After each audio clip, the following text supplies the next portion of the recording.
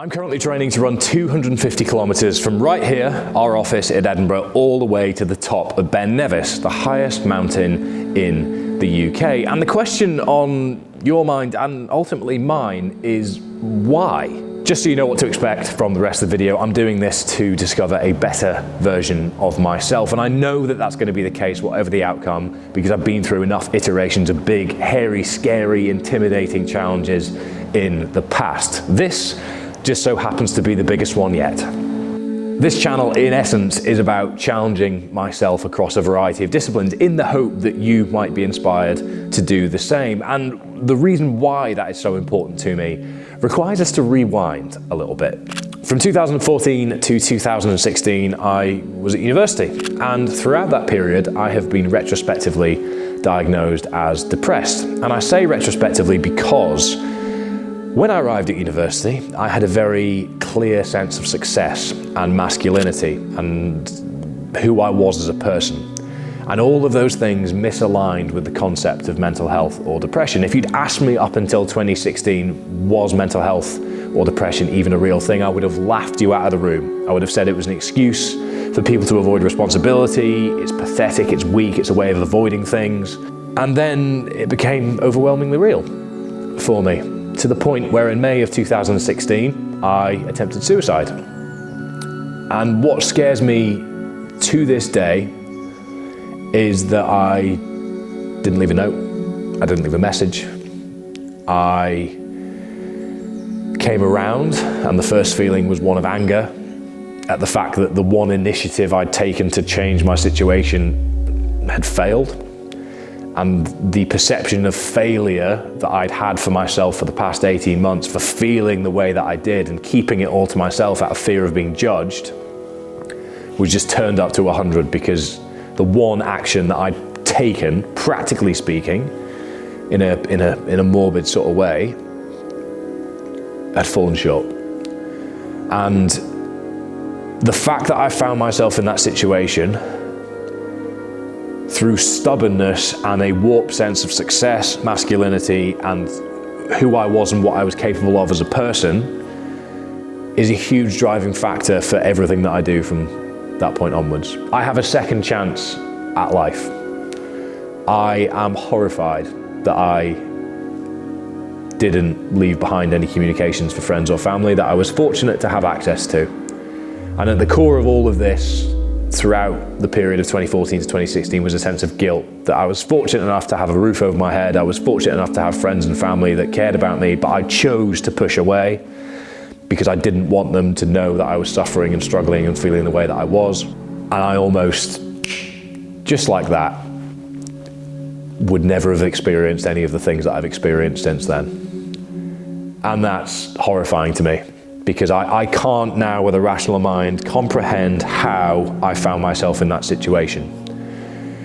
And I found myself slipping back towards it in 2018 in London.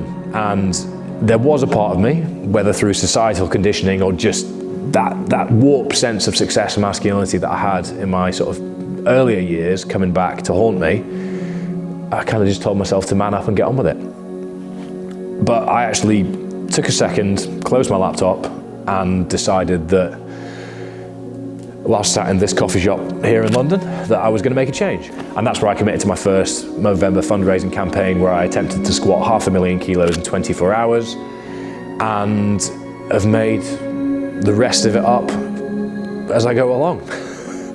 Having since raised over £100,000 from November, having learned an awful lot about myself along the way, having learned an awful lot about some other people along the way, having had some incredible conversations, and genuinely feel like I've had a positive impact on the narrative.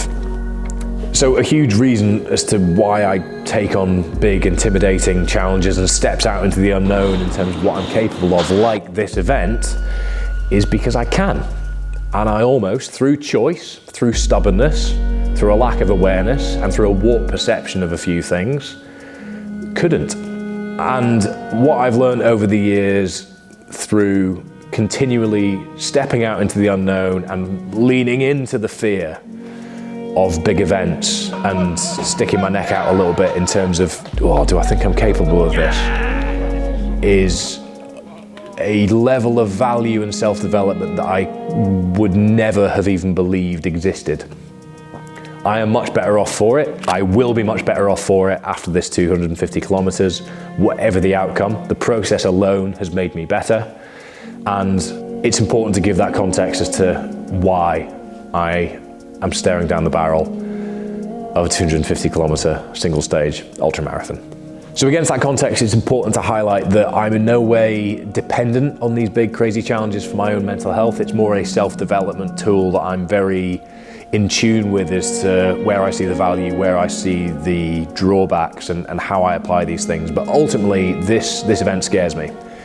But it's not just the event that scares me, it's the training and the processes that go into it. And that's where I see the exposure to the fear and the challenge of this event on a day-by-day, week-by-week basis, and then culminating in the event itself is micro exposures to all of the things that will help improve me as an individual. So what does training and these events actually give me? Well, first of all, it gives me exposure to fear and to challenge on my own terms. And that is just a way of building my ability to tolerate fear and challenge when it rolls around, because it inevitably will. Life has a habit of doing that. And if I reflect on 2014 to 2016, I let the fear and the challenge win me over. I got knocked back and allowed it to keep knocking me back, when in reality I did have more control initially than I believed that I did. And that came from a sense of stubbornness, a warped perception of success and masculinity being disconnected from emotional awareness and adapting the plan. I set out a plan that I was so rigid on that any deviation from that plan I would immediately label a failure. But plans don't survive first contact. And what training and events like this give me is lots of really good exposure to that concept. So by willingly taking on things that scare the shit out of me, the process of training for them and the event itself will expose me to things that I otherwise would not be exposed to, which will make me better as a human being. Training gives me that, events give me that, and that's a huge reason why I take on events like this. Next thing is curiosity. The example I always use is when I was suffering with my mental health, I used to not play golf with my friends because I didn't want to have 10,000 steps or so in my legs ahead of heavy squats on a Monday. At the time, I wasn't really enjoying powerlifting that much anymore. I was socially deprived and I enjoyed playing golf. But because my identity was tied into that of a powerlifter, I would willingly not spend time with my friends doing something that I enjoyed to fit the identity that I had created for myself. Therefore, not acting on curiosity and enjoyment as a driving principle as to why I do the things that I do from a training point of view. Because at the end of the day, I'm a recreational athlete. You might well be a recreational athlete. The main driving factor for us should all be enjoyment and self-development. And if you allow your identity to get in the way of that, then it might be worth doing a bit of a recalibration on your identity within that space. So for me, the guiding principle with all of the training decisions that I make is curiosity. If I wake up in the morning excited and curious to explore how I'm going to get on working towards it and doing this thing, then I will do it. It's the reason I haven't done a high rocks, because I don't wake up in the morning feeling excited and curious about it. That might change, but for the time being, I'm much more drawn to the stupid stuff I've done over the years that's available for you to view here on the channel, most of which ends up with me in a lot of pain. So you can go and watch some of that. The next thing to consider, and this is probably the biggest one, is practicing control over my emotions, which I guess is, in simple terms, building resilience. If I don't controllably expose my emotions to demands, then when I'm uncontrollably exposed to them, I will flap and lose control a little bit more easily. So by choosing difficult things and by increasing the scale of those difficult things relative to my ability over the years, I am always forcing myself to become more resilient and become more aware of my emotions as I get older, as my priorities change. We will never, ever complete it, as far as I'm aware. I don't think you can complete life. I don't think you can understand everything there is to know about yourself in your immediate circumstances. So by repeatedly exposing yourself to demands and giving yourself the opportunity to build resilience, you are going to have better emotional control in every aspect of your life, which can only be a good thing. Next is pride, and actually a little bit of disbelief that whenever I get to the start line of these events, I look back at the training process amidst running the businesses. I mean, we've been building this place out and there's been so much going on behind closed doors with Omnia and the Modern Mind. We've got hires, we've got loads of stuff happening. So when I get to the start line, which is a week tomorrow, I'm gonna look back and be fucking proud of myself that I got there. And whatever happens next is going to be an exciting journey that I get to go on. I'm lucky to go on because in 2016, I almost decided to not be here anymore. And looking at it through that lens is a freedom that I'm very fortunate to have in many ways. And it means that the ego that's attached to what time I do it in, or whether I do this, and this, becomes less important because I'm ultimately just there to go on my own journey. And yes, I'm documenting that for you guys to see as well. But what I want to do is kind of bring you along on that journey that I'm having so that perhaps you might go on your own journey, whatever that might look like to you. A phrase and a poem, in fact, that I love is Climb Your Own Mountain. The poem's called The Mountain by Laura Ding Edwards. And it's all about the relative demand of an individual's mountain in their lives. And my 250K might be running to the lamppost at the end of the road for you. Neither is harder than the other, but the value in both is the same for the individual. And that is willingly stepping out into the unknown to ask yourself the question, can I do this? And then reaping the rewards at the other end when you find out the answer is, yes, I can. So the sheer disbelief that I felt when I get to the start line of events, and then the even higher disbelief that I experience when I get to the finish line, is something that makes me feel very, very grateful to be here, in simple terms. I'm not competitive with anyone else. I do a lot of these things sort of off my own back with the team, and that's all I really need, is that sense of self-achievement that comes through input to output and the challenges that come along the way. So the pride in the person that I have become versus the person that I was is a huge part of why I do what I do. And then the big one, which I think is applicable universally to all, is accelerated self-discovery and accelerated growth. Because by taking on things that scare the shit out of you, you are going to expose yourself to more demands that you otherwise would not have been exposed to at a quicker rate than life might throw them at you. Which means that you can reach a higher level of self-awareness, a higher level of experience, a higher level of understanding of your priorities amidst the day-to-day chaos of life. And that's why ultra endurance, that's why trying to pull 300 kilos off the floor, that's why committing to the process of working your arse off for a black and white metric is so incredible, because it's you versus you, it's you versus physics in many ways, moving weight from A to B or moving yourself from A to B.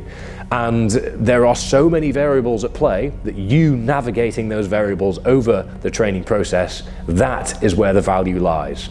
And that will accelerate self-development and growth faster than a lot of things that are available to us in the modern world otherwise could, in my opinion. So I'm not going to do the cliched thing and say that fitness is the gateway drug to success, but I'm going to do the cliched thing and say that fitness is very much the gateway drug to success. But the important caveat being, it is entirely relative to your ability. My 250K is your whatever it may be. Whatever came into your head right then as I said it, that's what I suggest you commit to and scare yourself with, because the value on the other side is enormous. So what does the project actually represent? Well, for me it's two things, and that's all I have left to say on this really before I stare down the barrel of what's to come. First of all, it's the next frontier in some ways. The last big thing like this that I did that truly terrified me at the scale of it was the double brutal, which is the main video on the channel currently. It's where some of you might have found the channel from. And that was a double Ironman distance triathlon in the extreme setting of Snowdonia in North Wales. And the amount of exposure to variables and demand that I had along the way, and the person I was at the start of the training process versus the end of the event itself, you can't pay for that. I don't believe you can pay for that anyway. There might be some business accelerator courses out there. Tough time never lasts. Only tough people last.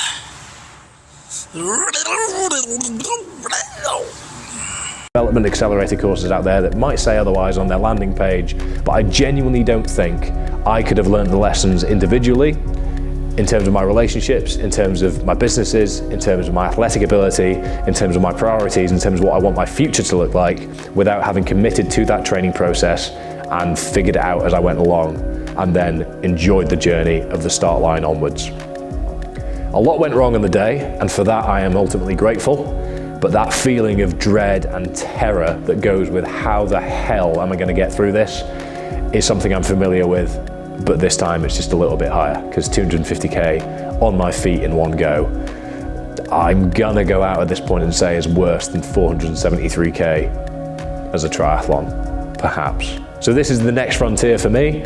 I hope this isn't an ever-increasing scale, because there's only so far this can go. But what I know will happen is I will enjoy focusing on some speedier, heavier, stronger stuff over the next 12 months, because I tend to be in this cycle of focusing on speed and strength and enjoying that, and then pivoting all the way back to ultra endurance. So you get to see what happens next on the channel, so we can all enjoy. And ultimately, what I really want this video to be about, and what I want this project to represent, is the unknown. I don't have a clue what is going to happen when I set off from here at 9 AM on Friday the 29th of March. I have a lot of thoughts and logical things that I can expect, but the weather might change. There might be a blockage on the canal, there might be a storm, I might get hit by a bus, things might change along the way. I might decide halfway through that, you know what, this isn't what I want to do, I'm going to delete my YouTube channel and move to Puerto Rico. Anything can happen. And that's the beauty of the unknown, because in the unknown, you can discover the questions that you didn't know need asked, and you can find the answers that you never thought you could find. And that's where ultra endurance, specifically for me, has given me the opportunity to meet myself and shake hands with myself along the way so many times, where I've been forced to improve there and then as an individual, because I have exposed myself to the unknown. We have access to so much information, we have access to so much stuff in the modern world, that we often have to do a lot of sorting of the information at the front of our brains to be able to sort of really sit and think about the stuff at the back. And that's not my best analogy, but by that I mean that we need to kind of wade through the woods a little bit, which is the chaos and the stimulation of the modern world, to be able to sort of come out into the opening and think, right, okay, what am I going to do with this opportunity? Who do I want to be? What do I want to achieve? To have that clarity, I think we need to step into the unknown. And you might think, what the fuck's he talking about? He's 10 years younger than me. He's just running bloody marathons over and over again, or he's just lifting on a regular basis. What a dick. But I genuinely believe that training this way, without ego, over the years, and doing everything for the sake of self-discipline and self-improvement, has changed my life for the better. And I'm obviously biased, so therefore I think that there's probably some things that you might be able to take away from that. Maybe, potentially, I don't know. But the unknown is relative, as is fitness, as is intimidation, as are goals. And that's what I really want today to be about, is that what is scary to you might not be scary to me. What is scary to me won't be scary to somebody else. But leaning into what's scary within our control is a positive thing to do, because it presents us with the opportunity to become better. And in becoming better, we can achieve more. And in achieving more, we can squeeze more blood out of the stone that is life. And I'm very fortunately still here. And that's a context on which I reflect on everything from within. So in many ways, thank you for allowing me the platform to continually do stupid shit and tell you about it. But I do get asked the question an awful lot, why do I do the things that I do? Or why haven't I done this thing or that thing? Hopefully I'll explain that today. Let's see what happens. Tomorrow at 9 AM, I set off. If you're watching this past that point, it's anyone's game. Hopefully, see you at the top of Ben Nevis.